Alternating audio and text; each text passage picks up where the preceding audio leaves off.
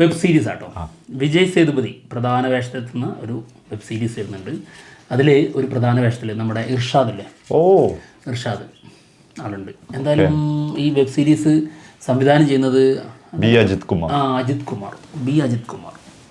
Yes. അടുത്തത് ഇതിന്റെ genre ഞാൻ അറിഞ്ഞൂടാ. അടുത്തതാണ് തുടരും. ഇതിപ്പോ ഇതിന്റെ ജോണർ എന്താടാ? ഫീൽ ഗുഡ് അല്ലേ? സിനിമ ഇറങ്ങുന്നതിന് മുന്നേ എന്തായിരുന്നു? സാധാ ഫാമിലി ഡ്രാമ. അപ്പൊ അതും ആക്ഷനിലേക്ക് പോകാൻ പറ്റൂല, അതും ഫാമിലി ഡ്രാമ ആയിട്ട് പോകും. എന്താണെങ്കിലും ശരിക്ക് ആക്ഷൻ ഉണ്ട്, പിന്നെ ത്രില്ലർ ഉണ്ട്, എല്ലാം ഉണ്ട്. അപ്പൊ ശരിക്കും ഇത് അതിലേക്ക് മാറ്റി വെക്കാം കേട്ടോ. എന്തായാലും കൊടുക്കണം. ഭീകര ആക്ഷൻ അജാതി സാധനമാണ് ചെയ്തു വെച്ചായിരുന്നത്. എന്താണെങ്കിലും സിനിമ OTT-ൽ വരികയാണ്. അവർക്ക് അത് ഫാമിലി ഡ്രാമ, നമുക്ക് ആക്ഷൻ ത്രില്ലർ ഡ്രാമ അങ്ങനെ വേണമെന്ന് പറയാം. എന്താണെങ്കിലും OTT-ൽ വരികയാണ് May 30 കേട്ടോ, Disney+ Hotstar-ൽ. അപ്പൊ ഇനി നമ്മുടെ കളി, അതായത് തിയേറ്ററിൽ ഒരു തേരോട്ടം കഴിഞ്ഞതിന് ശേഷം അല്ലേ, തിയേറ്ററിലെ തേരോട്ടം കഴിഞ്ഞതിന് ശേഷം OTT-ലേക്ക്. അല്ല എടാ, നമുക്ക് ഒരു നഷ്ടമോടെ കൊണ്ടുവരണ്ടേ? പിന്നെ തീർച്ചയായിട്ടും നമുക്ക് ഇതൊന്നും അയച്ചാൽ കിട്ടൂലേ? ആ ഒരു സാധനം വീഴുന്നില്ലേ? അതാ പറഞ്ഞ ഏത് ബാത്റൂം കിട്ടൂലേ? പിന്നെ നമുക്ക് നോക്കാം. അടുത്ത കിഴി Raja Saab. Horror comedy fight ഉണ്ടാവും, പക്ഷെ ഞങ്ങളുടെ ജോണർ അത് ഹൊറർ കോമഡി. ഓക്കെ, കോമഡി തന്നെയായിരുന്നല്ലേ? Horror comedy. പിന്നെ ആ ലുക്കും കോമഡി ആയിരുന്നു ചിലർക്കൊക്കെ. അത് വേറെ സത്യം. അതെ, പ്രഭാസ് നായകനാവുന്ന സിനിമയാണ്. സിനിമയുടെ റിലീസ് ഡേറ്റ് December 5 എന്നുള്ളതാണ് കേൾക്കുന്നത്. December 6 ആക്കിയാൽ ഒന്നുകൂടെ നന്നായി. അതെ, കഴിഞ്ഞ വർഷമല്ല, കഴിഞ്ഞതിന് മുമ്പത്തെ വർഷം December 6 ഒരെണ്ണം വന്നായിരുന്നു. ഡുങ്കി എതിലെയാ പോയത് പോലെ അറിഞ്ഞൂടാ.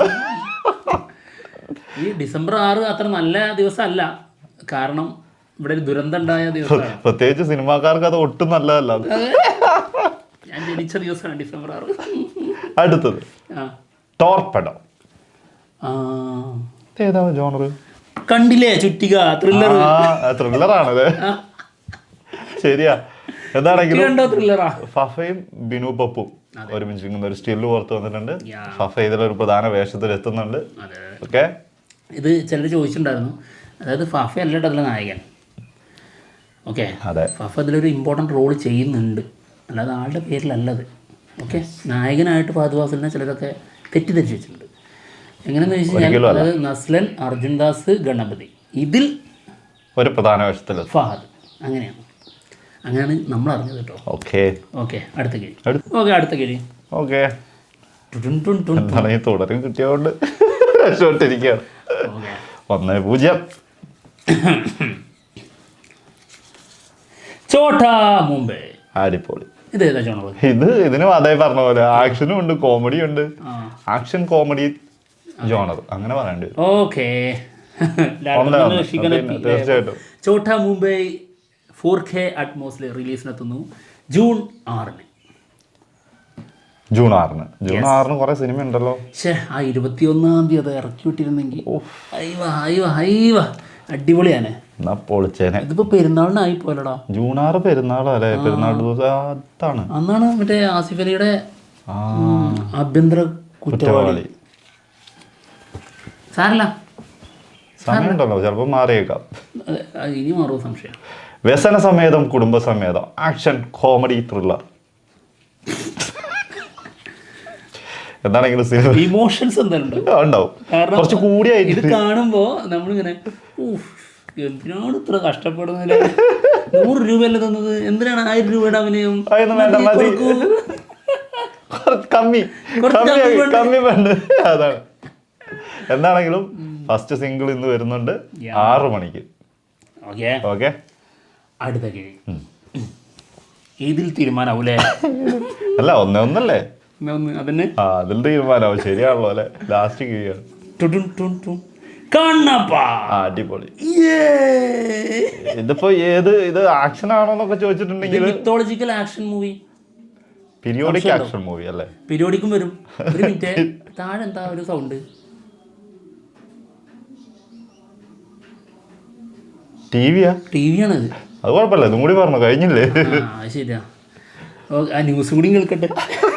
കിഴിയുടെ കൂടെ ന്യൂസ് കൂടെ എന്താ എന്തൊക്കെ ഫുള്ള് നിലമ്പൂര് തന്നെയാണ് ടിവിയിലൊക്കെ ഇലക്ഷൻ.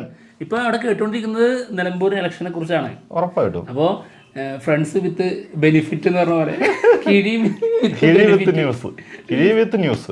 അതെ, എന്താണെങ്കിലും നിലമ്പൂർ ഇലക്ഷൻ നടക്കാൻ പോവാണ്. അതെ. പിന്നെ മറ്റൊരു കാര്യം കൂടി, എന്തായാലും ഇത് പറഞ്ഞുകൊണ്ട് പറയാണ്, ന്യൂസിനെ കുറിച്ച് പറഞ്ഞതുകൊണ്ട്, കോവിഡ് വീണ്ടും അതിക്രമിച്ചിട്ടുണ്ട്. കൂടി വന്നുകൊണ്ടിരിക്കുകയാണ്. എല്ലാവരും ശ്രദ്ധിക്കുക കേട്ടോ. വളരെ കാലാവസ്ഥ, നമ്മുടെ നാട്ടിലെ കാലാവസ്ഥ ഇപ്പം അതിന് അനുയോജ്യമായ കാലാവസ്ഥയാണ്. അതായത് പനി, ജലദോഷം, കഫക്കെട്ട്, ചുമ, അങ്ങനെ കുറെ ഐറ്റംസ്. അപ്പൊ എല്ലാവരും ശ്രദ്ധിക്കുക. സലീം കുമാർ എനിക്ക് ഓർമ്മ വരുന്നു ഈ സമയത്ത്, ഏതാണ് കൊറോണ സത്യം, അതൊരു സത്യമാണോ? ഏതാണ് ഇപ്പൊ മനസ്സിലായില്ലേ ഏതാ? ഇപ്പൊ മനസ്സിലായില്ലേ സമയം ഏതാ നല്ലത്? ഓക്കെ, കണ്ണപ്പ സിനിമയുടെ ഒരു ബിഗ് കോമഡിൻ്റെ, അതായത് ഇതിൻ്റെ ഒരു ഹാർഡ് ഡിസ്ക് കാണാതെ പോയി എന്നുള്ളതാണ് കേൾക്കുന്നത്. ഇത് ഒരു സ്റ്റുഡിയോയിൽ കൊണ്ടുപോയി കൊടുത്തു. അപ്പോൾ ഇത് കൈപ്പറ്റിയ ഒരാളുണ്ടായിരുന്നു,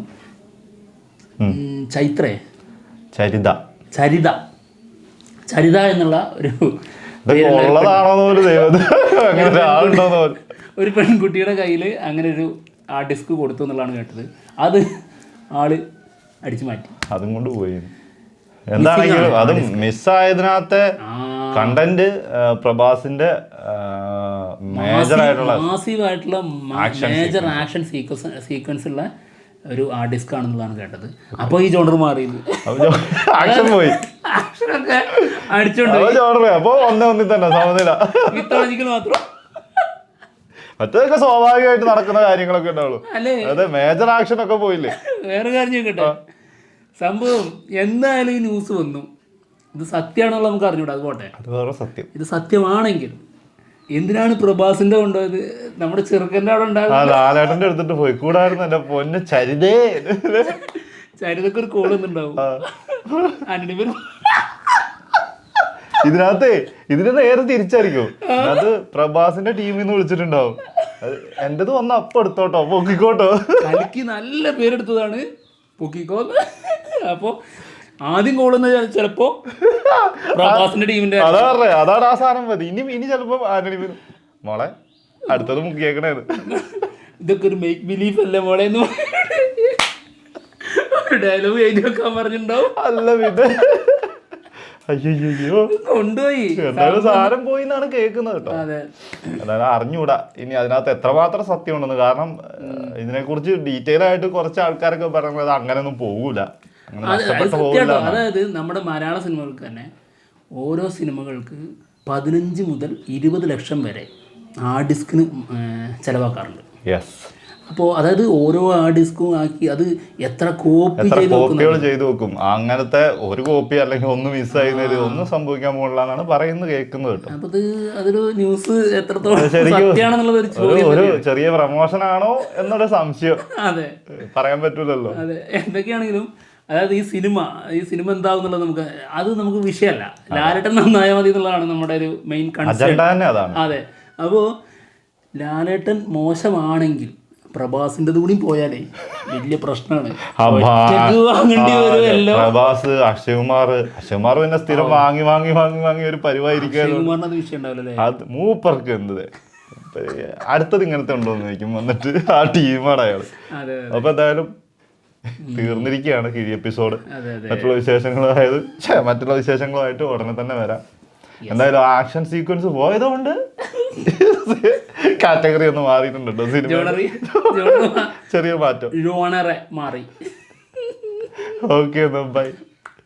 അതിന് കിഴി എപ്പിസോഡിൽ ഇങ്ങനെ മത്സരം വരുന്ന അറിഞ്ഞിട്ട് മുന്നേ പൊക്കിയതാണോ പറയാൻ പറ്റൂല. ചരിത ഇപ്പൊ ഞാനാണോ വിളിച്ചതെന്നാണോ നീ പറഞ്ഞത്? ആദ്യം ചെന്നത് ആക്ഷനാണ് വരുന്നത്, സാധനം പോട്ടേത്. ഇനി വേറെ ജോണറാണെങ്കിൽ ആ ഫീൽ ഗുഡ് ആണെന്നുണ്ട്, മറ്റേത് നോക്കിക്കോന്ന്. അല്ല, ഇതിപ്പോ ഇങ്ങനെ പോയി, അടുത്തതിനകത്ത് എന്തായിരിക്കും നീ വെറൈറ്റി കൊണ്ടുവരാൻ പോണ മത്സരം? എനിക്ക് അറിയാൻ മേലാ. ദൈവമേ.